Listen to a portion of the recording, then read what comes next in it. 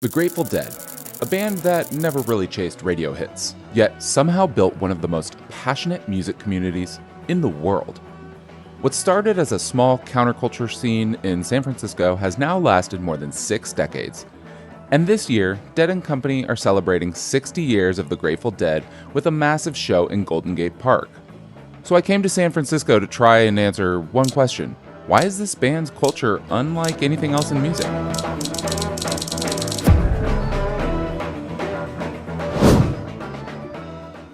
First, we had to actually get to San Francisco. We hopped in the car, drove to the airport, stood in line at TSA, and yes, this was pre-check, I promise. We grabbed a beer and immediately started spotting other Deadheads clearly headed to the same place. Just a quick 2-hour flight from Seattle, and we were there. The city was already decked out with Grateful Dead flags everywhere. And then I saw something that really blew my mind. Driverless cars. Right then and there, I made it my goal to ride in one this weekend, no matter what. But first we had to go see the show. We walked in around 4:30, and somehow we were already late. Everyone was already there. Billy Strings was on stage, absolutely shredding the guitar, playing some bluegrass. Once Dead & Company came on, we made our way into the crowd and then realized just how many people were behind us. Like, so many people. It really freaked me out. But there wasn't much time to think about it because the band hit the stage and immediately started jamming. And so did everyone else. It was a very interesting crowd. And yes, John Mayer is the lead guitarist for Dead & Company. Did you know that? There are some pretty cool visuals on the screens, but honestly, nothing tripped me out more than just the sheer number of people there. This was going to be a 3-night show with 2 full sets every single night. And the first night happened to be Jerry Garcia's birthday. Just like that, night 1 was over. One of the wildest things about that first day was that it was cloudy, and I somehow still got completely sunburned. Thanks, pale skin. There was no time to worry about that though, because day 2 was starting and we had to make our way to Shakedown Street. This is where all the vendors hang out, and where I finally got my first piece of Deadhead gear. We wandered around, checking out the merch, and then we got in line with everyone else. We took some photos with the dancing bears, and explored the polo fields. There's this massive windmill there that we absolutely had to get photos in front of.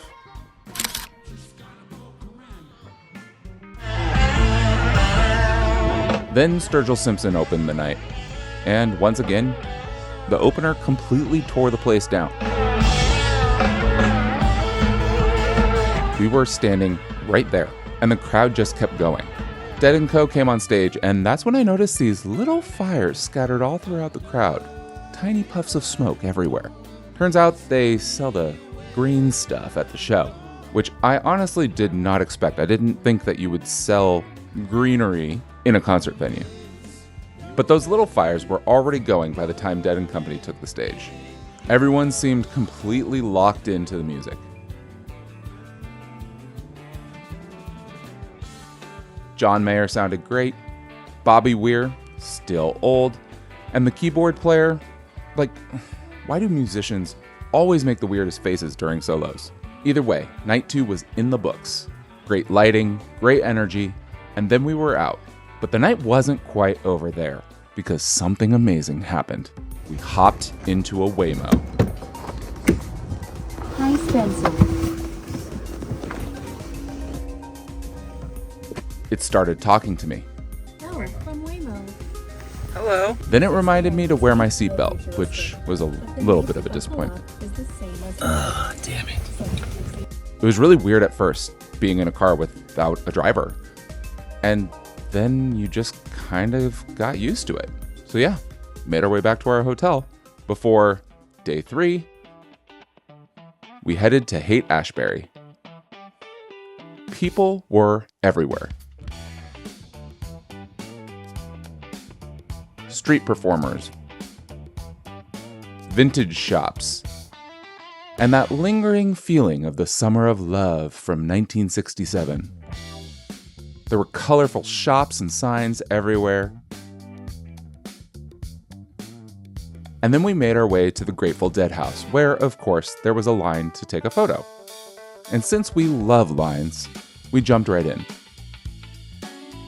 Along the way, we saw some incredible street art, this amazing Althea bus, and a guy giving a piggyback ride to a dog. Just another normal day in San Francisco. Back at the park and back in security lines. The show opened with the Trey Anastasio band, and people were jamming out, dancing, and having a great time. But then Dead and Company took the stage again, and those little fires started popping up everywhere. Little puffs of smoke. And somewhere between the music, the crowd, the history, and the overall vibe, I think I finally understood what makes the Grateful Dead and Dead and Company so special. It's not just the songs, the music is great. It's not just the people, it's the openness, it's the community. The feeling that everyone's welcome, whether you've been following the band for decades or you're just here to see what the deal is. People weren't just watching a concert, they were part of something. And honestly, it's kind of something you just have to experience for yourself. But I'm so grateful that I got to experience this with one of my best friends. So next time you're thinking about going to a concert, just do it. We only get so many trips around the sun. Anyways, if you enjoyed this video, give it a like. If you haven't already, consider subscribing. Thanks for watching, and I'll see you in the next one.